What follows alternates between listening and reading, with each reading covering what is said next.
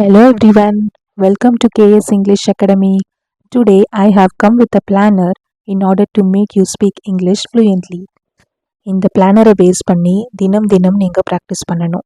20 minutes spend பண்ண போகிறீங்களா, 40 minutes spend பண்ண போகிறீங்களா, இல்லை மோர் தேன் 40 மினிட்ஸ் ஸ்பெண்ட் பண்ண போகிறீங்களா அப்படிங்கிறத நீங்கள் தான் டிசைட் பண்ணணும். ரெண்டாவது 30 டேஸில் ஃப்ளூயண்ட்டாக இங்கிலீஷ் பேச போகிறீங்களா, இல்லை 365 டேஸில் இங்கிலீஷ் ஃப்ளூயண்ட்டாக பேச போகிறீங்களா அப்படிங்கிறதையும் நீங்கள் தான் டிசைட் பண்ணணும். Practice makes the man perfect. Keep practicing in order to succeed in your goal. Shall we move on to the topic? இப்போது ஸ்பீக்கிங் ஸ்கில்லை இம்ப்ரூவ் பண்ணுறதுக்கு நான் ரெண்டாக கேட்டகரைஸ் பண்ணுறேன். ஒன்று இன்புட், இன்னொன்று அவுட்புட். நம்ம எதெல்லாம் கேட்குறோமோ, எதெல்லாம் பார்த்தும் கேட்டும் தெரிஞ்சுக்கிறோமோ அதெல்லாம் இன்புட், நம்ம மைண்டுக்கு ஃபீட் பண்ணுறது. அவுட்புட் அப்படிங்கிறது கம்ப்ளீட்லி ஸ்பீக்கிங். நம்ம ஸ்பீக்கிங்க்கு எவ்வளோக்கு எவ்வளோ டைம் ஸ்பெண்ட் பண்ணுறோமோ அவ்வளோக்கு அவ்வளோ நம்மளுடைய ஸ்பீக்கிங் ஸ்கில் டெவலப் ஆகும். ஸோ இப்போ இன்புட் என்னென்னலாம் பண்ணலாம் அப்படின்னா, first translation, second news, third vocabularies. Translation அப்படின்னா கேட்டகரைஸ் பண்ணி லேர்ன் பண்ணுங்கள். Sentences related to sickness, sentences related to health, sentences related to electricity, sentences related to clothes. இந்த மாதிரி ட்ரான்ஸ்லேட் பண்ணி ஒரு நோட்டில் எழுதி வச்சுக்கோங்க.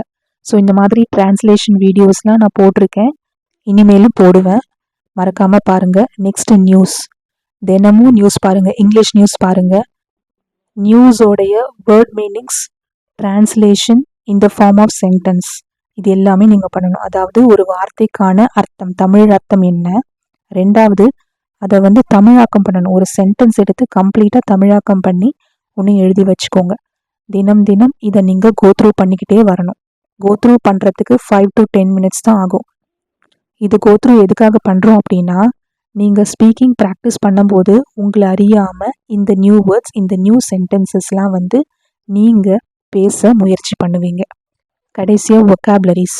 இந்த வொக்காபுலரிஸை வேர்ட்ஸாக நீங்கள் லேர்ன் பண்ணீங்க அப்படின்னா லாங் லாஸ்டிங்காக கண்டிப்பாக மைண்டில் இருக்காது. நம்ம குழந்தைய இருக்கும் பொழுது வேர்ட்ஸ் எல்லாம் எப்படி கற்றுக்கிட்டோம்? இப்போ பொம்மை அப்படின்னா ஒன்று பொம்மையோட படத்தை பார்த்து நம்மளுடைய பேரண்ட்ஸ் பொம்மை அப்படின்னு சொல்லி கொடுப்பாங்க, டாய் அப்படின்னு சொல்லி கொடுப்பாங்க. அதே மாதிரி தான் ஒரு வேர்டை நீங்கள் கற்றுக்கணுன்னா அதனுடைய டெஃபினேஷன் பார்த்துக்கோங்க, மனப்பாடம் பண்ண வேண்டாம். அதை இமேஜோட ரிலேட் பண்ணுங்கள். கூகுளில் அதனுடைய இமேஜ் பார்க்க முடியுமான்னு பாருங்கள், இல்லை வீடியோஸ் அவைலபிள் இருந்ததுன்னா வீடியோ பாருங்கள், இல்லை அப்படின்னா விஷுவலைஸ் பண்ணுங்கள். மைண்டில் இந்த இமேஜ் இப்படி தான் இருக்கும் அப்படின்னு விஷுவலைஸ் பண்ணுங்கள். ஒரு வொக்காபுலரியை லாங் லாஸ்டிங்காக மைண்டில் பின் பண்ணுறதுக்கு இதுதான் பெஸ்ட் மெத்தட். அதை விட்டுட்டு டெஃபினேஷனை மெமரைஸ் பண்ணிங்கன்னா கண்டிப்பாக எந்த யூஸும் கிடையாது. சரிங்களா? இன்னும் சொல்லணும்னா வொக்காபுலரிஸை மைண்டில் இமேஜோடு ரிலேட் பண்ணதுக்கப்புறம் சென்டென்ஸ் ஃப்ரேம் பண்ணணும். ஒரு வேர்டை கற்றுக்கிட்டிங்கன்னா அது ரிலேட்டடான இமேஜ் உங்கள் மைண்டில் இருக்கணும், சென்டென்ஸ் நீங்கள் ஃப்ரேம் பண்ணணும். அந்த சென்டென்ஸ் எழுதி வச்சுக்கோங்க. தினம் கோத்ரூ பண்ணுங்கள். ஒரு 5 to 10 மினிட்ஸ் தான் ஆகும் கோத்ரூ பண்ணுறதுக்கு. ஸோ இன்புட்னா என்ன, அதை எப்படிலாம் நம்ம யூஸ் பண்ணணும் அப்படிங்கிறது உங்களுக்கு புரிஞ்சிருக்கும்னு நம்புகிறேன். அவுட்புட்டுக்கு நம்ம என்ன பண்ணணும் அப்படின்னா, ஒன்லி ஸ்பீக்கிங். எப்படியெல்லாம் பேசி பார்க்கலாம் அப்படிங்கிறதுக்கு இங்கே சில டாபிக்ஸ் கொடுத்துருக்கேன். First one, just a minute. Just a minute அப்படின்னா ஷார்ட் ஃபார்ம் ஜாம் அப்படின்னு சொல்லுவோம். ஒரு நிமிஷத்துக்கு நீங்கள் ஏதோ ஒரு டாப்பிக்கில் பேசணும். ஒரு நிமிஷம் நீங்கள் ஏதாவது ஒரு டாபிக் எடுத்து பேசணும், அதுதான் ஜஸ்ட் அ மினிட். இந்த ஜஸ்ட் அ மினிட்டை பற்றி ஒரு வீடியோவே போட்டிருக்கேன், பார்க்காதவங்க டிஸ்கிரிப்ஷனில் லிங்க் இருக்குது, அதை மறக்காமல் பாருங்கள். ஸோ இதை நீங்கள் தினம் ஒரு நிமிஷம் ப்ராக்டிஸ் பண்ணணும். Next, make use of every minute. அப்படின்னா இப்போது ஃபார் எக்ஸாம்பிள் நீங்கள் கிச்சனில் வேலை செஞ்சிட்ருக்கீங்க அப்படின்னா, கிச்சனில் என்ன வேலை செஞ்சிட்ருக்கீங்க அப்படிங்கிறத இங்கிலீஷில் திங்க் பண்ணி பாருங்கள். ஃபார் எக்ஸாம்பிள் காய் நறுக்கிட்டுருக்கீங்க அப்படின்னா இங்கிலீஷில் எப்படி சொல்வீங்க? ஐ ஆம் சாப்பிங் வெஜிடபிள்ஸ். இந்த மாதிரி ஏதோ ஒரு வேலை செய்யும் போது ஒரு 5 மினிட்ஸ் இல்லை 4 மினிட்ஸ் நீங்கள் என்ன வேலை செஞ்சிட்ருக்கீங்களோ அதை இங்கிலீஷில் திங்க் பண்ணி பார்த்து சென்டென்சஸை ஃப்ரேம் பண்ண முடியுதா அப்படின்னு செக் பண்ணணும். இதில் இன்னொரு ட்ரிக் சொல்கிறேன். எப்பயுமே கேட்டகரைஸ் பண்ணிக்கோங்க.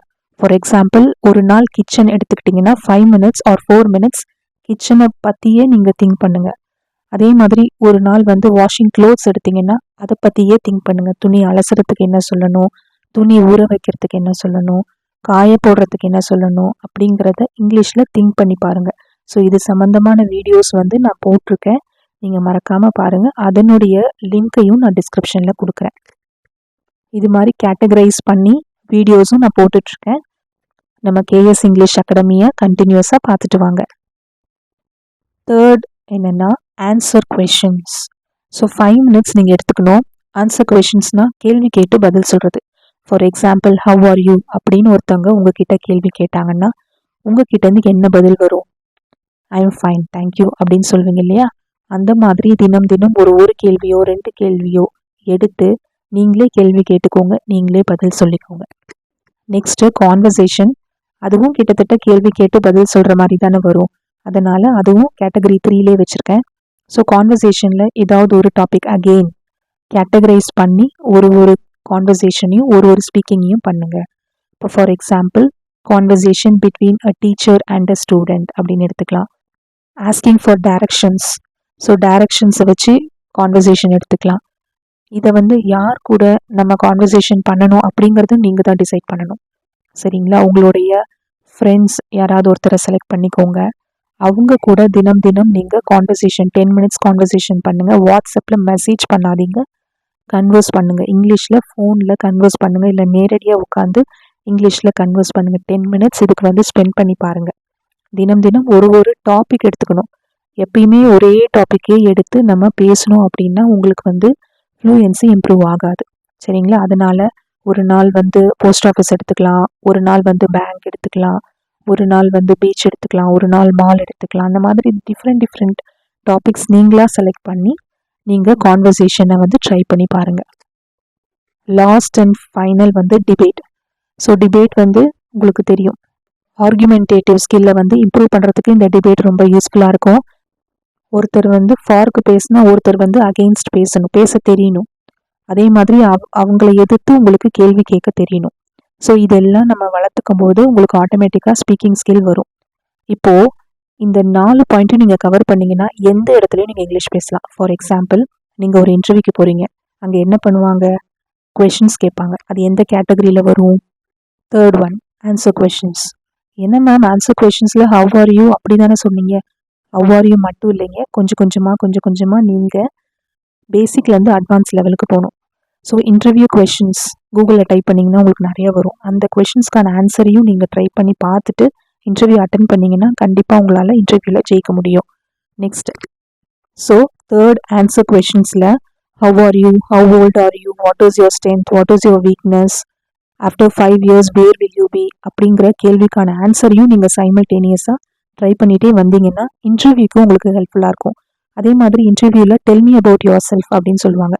அது வந்து எந்த கேட்டகரியில் வரும்னா ஜஸ்ட் அ மினிட்ல tell me about your self அப்படிங்கிற ஒரு டாப்பிக்கையும் ஆட் பண்ணி ப்ரிப்பேர் பண்ணிகிட்டே வந்தீங்கன்னா கண்டிப்பாக உங்களால் இன்டர்வியூவில் ஜெயிக்க முடியும். நெக்ஸ்ட், இப்போ வேலையில் ஜாயின் பண்ணிட்டீங்க. நீங்கள் பண்ணாத தப்புக்கு உங்களை பாஸ் கூப்பிட்டு உங்ககிட்ட கேள்வி கேட்குறாரு. அப்போ உங்களுக்கு பதில் சொல்ல தெரியணும். அப்போ எப்படி நம்மளால் முடியும்? இந்த டிபேட்டை ப்ராக்டிஸ் பண்ணியிருந்தா கண்டிப்பாக உங்களுக்கு ஆர்குமெண்டேட்டிவ் ஸ்கில்லும் டெவலப் ஆகும்.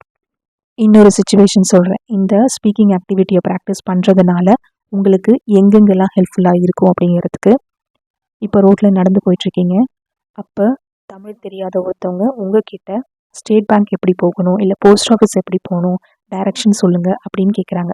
அந்த இடத்துல நீங்கள் பேசக்கூடிய ஒரே மொழி என்னவா இருக்கும்? இங்கிலீஷ். ஸோ நீங்கள் இங்கிலீஷில் உங்களுக்கு டைரக்ஷன் சொல்லலாம்.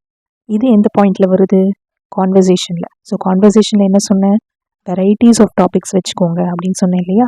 ஸோ கான்வர்சேஷனை நல்லா ப்ராக்டிஸ் பண்ணியிருந்தீங்கன்னா இந்த இடத்துல உங்களால் அந்த பர்சனுக்கு நல்லா டைரக்ஷன் வழி காமிக்க முடியும். சரி, மேக் யூஸ் ஆஃப் எவ்ரி மினிட்டை வச்சு என்னங்க பண்ணுறது அப்படின்னு கேட்குறீங்களா? கான்ஃபிடென்ஸ் லெவலை பூஸ்டப் பண்ணுறதுக்கு இந்த மாதிரி சிச்சுவேஷன்ஸ்லாம் நீங்கள் யூஸ் பண்ணிக்கிட்டிங்கன்னா கண்டிப்பாக உங்களுடைய கான்ஃபிடென்ஸ் லெவல் அதிகரிக்கிறத நீங்களே பார்ப்பீங்க. ஸோ அவுட்புட்னா என்ன, அதுக்கு கீழே என்னென்ன டாபிக்ஸ்லாம் வருது அப்படின்னு கண்டிப்பாக உங்களுக்கு புரிஞ்சிருக்கும்னு நம்புகிறேன். ஓவரால் இந்த மினிட்ஸ் எல்லாம் டோட்டல் பண்ணிங்கன்னா உங்களுக்கு 25 minutes வரும். 25 minutes அப்படிங்கிறது கம்மியாக நான் போட்டிருக்கேன். இதை 25 minutesம் நீங்கள் ப்ராக்டிஸ் பண்ணலாம், இல்லை மோர் தேன் 25 minutesம் நீங்கள் எடுத்துகிட்டு போகலாம். அது உங்கள் கையில் தான் இருக்குது. Next, pronunciation. ரொம்ப இம்பார்ட்டண்ட்டான ஒன்று. இங்கிலீஷ் பேசுகிறாங்க, ஒரு 1000 பேர் இங்கிலீஷ் பேசுகிறாங்க. அதிலிருந்து தனியாக நீங்கள் தெரியணும் அப்படின்னா நீங்கள் ப்ரனன்சியேஷனில் கான்சென்ட்ரேட் பண்ணணும். என்ன பண்ணணும் அப்படின்னா, நேட்டிவ் இங்கிலீஷ் ஸ்பீக்கர்ஸ் வந்து நிறைய சென்டென்சஸ் வந்து வீடியோஸாக போட்டிருப்பாங்க. 100 சென்டென்சஸ் இன் இங்கிலீஷ் ஒரு 1000 ஃப்ரேசஸ் இன் இங்கிலீஷ் அப்படின்னு சொல்லி நீங்கள் போட்டிங்கன்னா நிறைய வீடியோஸ் வரும். அதில் வந்து நேட்டிவ் இங்கிலீஷ் ஸ்பீக்கர்ஸோடைய வீடியோஸ் எடுத்து அந்த வீடியோஸில் அவங்க ஒரு சென்டென்ஸ் ரீட் பண்ணுவாங்க. இம்மீடியட்டாக அவங்கள மாதிரியே நீங்கள் ரீட் பண்ணுங்கள். உங்களுடைய ஸ்டைல் ஃபாலோ பண்ணாதீங்க. அவங்க எப்படி ரீட் பண்ணுறாங்களோ அதே மாதிரி நீங்கள் ரீட் பண்ணுங்கள். ஸோ இதை வந்து அகெயின் 30 days வந்து 3 minutes 5 minutes ப்ராக்டிஸ் பண்ணிகிட்டே வந்தீங்கன்னா ப்ரனன்சியேஷனில் ஒரு மாற்றம் வரும். உங்களுடைய ப்ரனன்சியேஷனும் நல்லா இம்ப்ரூவ் ஆகும். That's it for today. இப்போது இது எல்லாத்தையும் சேர்த்து நம்பர் ஆஃப் மினிட்ஸ் பார்த்தோன்னா ஒரு 40 minutesக்குள்ளே தான் வரும். ஸோ இதை நீங்கள் 1 hour கூட எடுத்துக்கோங்க. ஆனால் தினம் இதை நீங்கள் ப்ராக்டிஸ் பண்ணிங்கன்னா கண்டிப்பாக 30 daysல நல்ல மாற்றம் இருக்கும். இந்த இன்புட் அண்ட் அவுட்புட் மெத்தடை பேஸ் பண்ணி தான் நம்ம சேனலில் வீடியோஸ் போட்டுட்ருக்கேன். மறக்காமல் சப்ஸ்கிரைப் பண்ணிக்கோங்க. தேங்க்யூ.